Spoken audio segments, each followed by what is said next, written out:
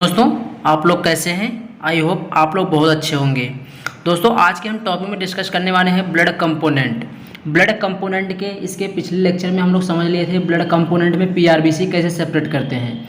तो आज के जो टॉपिक में हम समझेंगे कि ब्लड कंपोनेंट का जो फ्रेश फ्रोजन प्लाज्मा होता है उसको हम कैसे सेपरेट करते हैं और इसका क्लिनिकल जो इंडिकेशंस होता है, इसका यूज कहाँ पे होता है दोस्तों प्लाज्मा का। तो हम स्टार्ट करते हैं एफएफपी का। दोस्तों, फ्रेश फ्रोजन प्लाज्मा, जो प्लाज्मा होता है सेपरेट करते हैं, होल ब्लड लेते हैं। होल ब्लड लेने से होल ब्लड कलेक्ट करने के बाद 6 आवर्स के अंदर हम उसको क्या करते हैं, सेपरेट कर लेते हैं। सेपरेट करने के बाद उसे हम -20 डिग्री सेंटीग्रेड पे उसे हम प्रिजर्व करके रख देते हैं, स्टोर करके हम रख देते हैं।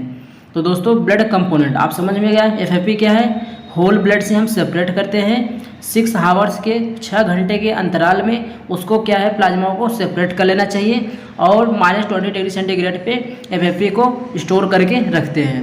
तो हम देखते हैं प्रिपरेशन कैसे करते हैं। दोस्तों, सबसे पहले हम क्या करते हैं, जो हमारा डोनर था, डोनर का हमने ब्लड कलेक्ट कर लिया। किस में कलेक्ट किया, डबल बैग में या ट्रिपल बैग में, जैसे सीपीडीए हमारा एंटीकॉलोन या सीपीडीए में, या तो इससे एडिटिव सॉल्यूशन कोई सा भी हो, जैसे इन्हांस अगर जैसे एडसॉल में हो गया, तो उसमें हमने क्या करा, कलेक्ट कर लिया। पहले सैंपल को हमने क्या कर लिया, ब्लड को कलेक्ट कर लिया। फिर बैलेंस द बैग। अब क्या करेंगे, जो बैग मैंने कलेक्ट किया उसे हम ले जाकर क्या करेंगे, बैलेंस करेंगे। बैलेंस क्यों करते हैं, सेंट्रीफ्यूज करने के लिए। इक्वल अमाउंट में, जैसे मान लो एक बैग है, ये मैंने जो कलेक्ट किया था वो बैग है, उसको मैंने बैलेंस किया, इतना आ रहा है। इसके बाद इसके बैलेंस करने के लिए, इस बैलेंस को, बैग को बैलेंस करने के लिए इसके एक अदर बैग भी होना चाहिए, इसके बराबर इक्वल वेट में होना चाहिए दोस्तों। तो ये वाला मैंने वेट किया 366 आ रहा है, तो इसके बाद एक और बैग होना चाहिए, उसको भी वेट करेंगे, उसका भी वेट इतना ही होना चाहिए। तब उसके बाद हम क्या करेंगे, सेंट्रीफ्यूज करते हैं। तो फिर सेंट्रीफ्यूज हम ले जाके क्या करेंगे, सेंट्रीफ्यूज को बैग को करेंगे कितने स्पीड में, 5000 जी फॉर द 5 मिनट के लिए। ग्रेविटेशनल फोर्स जो होता है उसकी यूनिट है। तो 5000 हम जी पर क्या करेंगे, इसे बैग सेंट्रीफ्यूज करेंगे। जैसे मान लो एक बैग हमने जो वेट किया था यहाँ पे रख लिया, इसके जस्ट अगर दूसरा बैग कोई था इक्वल अमाउंट में तो यहाँ पे रख देंगे। अगर नहीं है तो उससे हम क्या करेंगे, एक बॉक्स होता है, कप होता है, उसको हमें क्या करते हैं, पानी डाल करके उसको हम बैलेंस कर लेते हैं। जैसे कि आप ब्लड सैंपल को बैलेंस करके आप सेंट्रीफ्यूज करते हो, वैसे इसे भी बैग को बैलेंस करके तब सेंट्रीफ्यूज करना होता है। 5000 RPM पे 5000 जी जो होता है उसको हम क्या करें, वो सेंट्रीफ्यूज करने के लिए हम स्टार्ट कर दिए। उसके बाद क्या होगा, separate the plasma in satellite bag.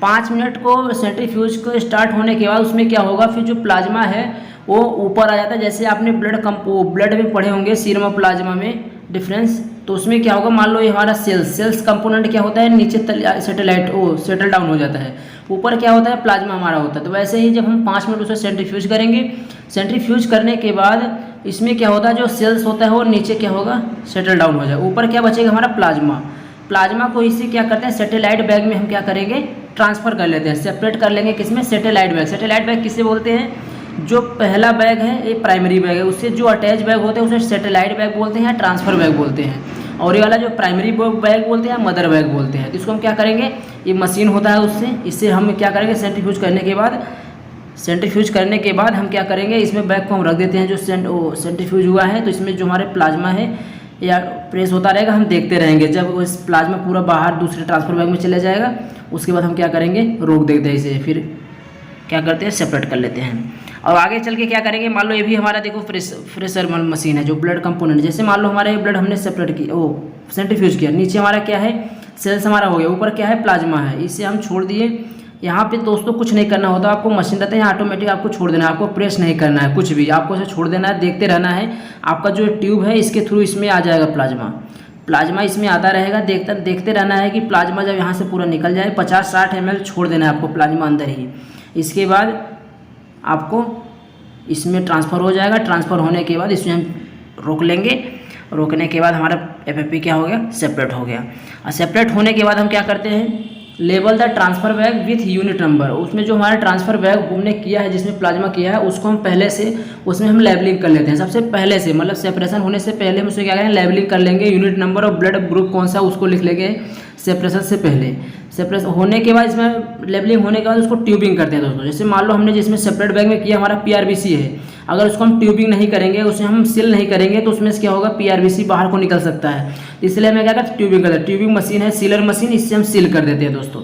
अलग अलग ब्लड बैंक में अलग अलग टाइप के मशीन होते हैं सीलिंग के लिए, तो ये दूसरा है सीलिंग। ऐसे ही होता है दोस्तों, यहाँ पे क्या करते हैं, सील कर देते हैं। इसके बाद सील करने के बाद प्लेस द बैग, जो बैग हमारा सेपरेट हो गया प्लाज्मा का, एफएफपी का, फ्रेश फ्रोजन प्लाज्मा जो सेपरेट हुआ, उस बैग को -20 डिग्री सेंटीग्रेड पे हम इसे क्या कर देंगे, रख देंगे, स्टोर करके रख देंगे।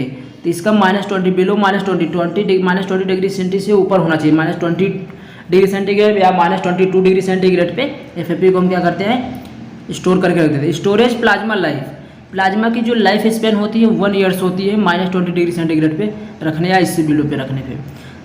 एफएफपी दोस्तों, जब हम होल ब्लड लेते हैं, होल ब्लड में अगर हम 300 ml ले रहे हैं,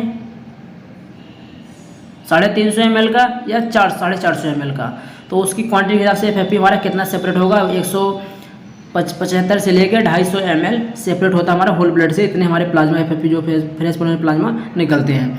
अब हम देखते हैं फ्रेश फ्रोजन प्लाज्मा जो होता है उसमें क्या कंटेंट होता है, जिसको हम डॉक्टर बोलते हैं, रिकमेंडेड करते हैं कि आपको एफएफपी चढ़ेगा या पीआरबीसी चढ़ेगा या प्लेटलेट चढ़ेगा।